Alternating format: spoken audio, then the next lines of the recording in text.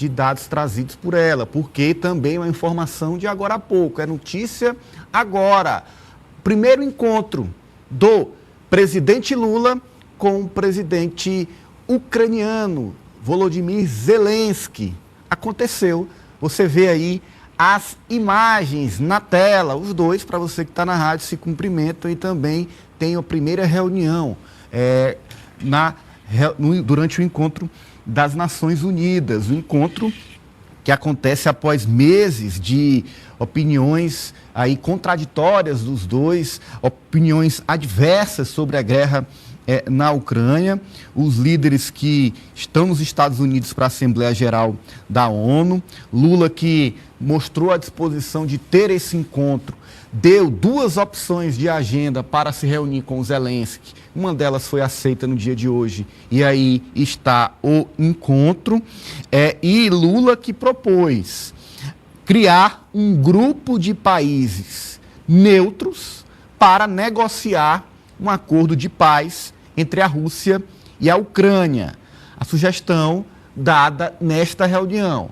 Vamos criar um grupo de países neutros para negociar esse acordo de paz entre a Rússia e a Ucrânia. Não teve ainda uma acolhida dessa proposta feita pelo Lula, mas essa é a ideia dele para enfrentar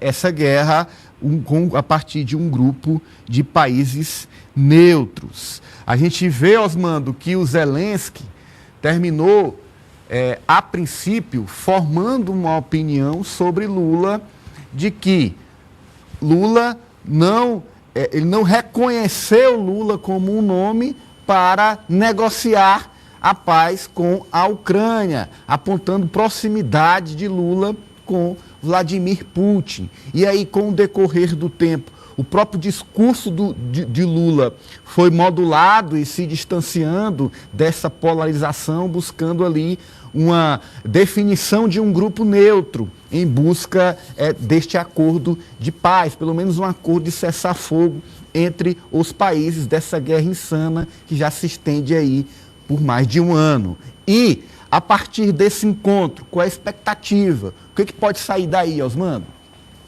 Olha, a gente vê claramente que esse é o encontro de 2 pessoas literalmente opostas, diferentes. Diferente nos princípios, nas atitudes, diferente no querer das coisas. De um lado, o presidente da Ucrânia, o Zelensky, que tem essa vocação belicista, embora ele acuse a Rússia, eu acho que a Rússia também sempre foi belicista, a Rússia tem culpa na guerra da Ucrânia, mas o Zelensky não tem menos culpa nisso e ele tem demonstrado claramente que quer sustentar esse embate com a Rússia por uma questão, talvez, de afirmação perante o mundo. Do outro lado, é alguém que quer o contrário, é alguém que não está em guerra e que quer a paz, e que deseja sempre a paz. Aliás, o presidente Lula nunca teve nenhum sinal de belicismo, de beligerância, em toda a sua passagem pelos cargos que ocupou, inclusive 2 presidências anteriores da República Brasileira. O encontro que ele tem com o presidente Biden revela muito isso. Embora os Estados Unidos seja a maior nação do mundo a apoiar as guerras, os conflitos armados nos países e estimular também isso historicamente, como fez em várias partes do mundo, e ter uma participação efetiva nessa manutenção dessa guerra entre Rússia e Ucrânia, ele senta com o Lula para falar de paz. Sim. Então, isso é um sinal de que o presidente Lula, ao propor a criação de um grupo neutro de países, porque a maioria dos países da Europa entraram nessa onda de beligerância que o mundo... Por quê? Porque eles têm interesse na venda de armamento, na produção de armas, inclusive armas de grande poder, de grande poder destruidor nas guerras, a instituição de um grupo neutro para tentar negociar e se chegar a uma paz, porque essa guerra não interessa a ninguém, ela só traz mais dificuldades, mais mortes dos dois lados, mais dificuldades econômicas, mais empobrecimento, que é o assunto que tem preocupado o presidente Lula em todos os momentos, inclusive nesse encontro que ele teve hoje com o Biden.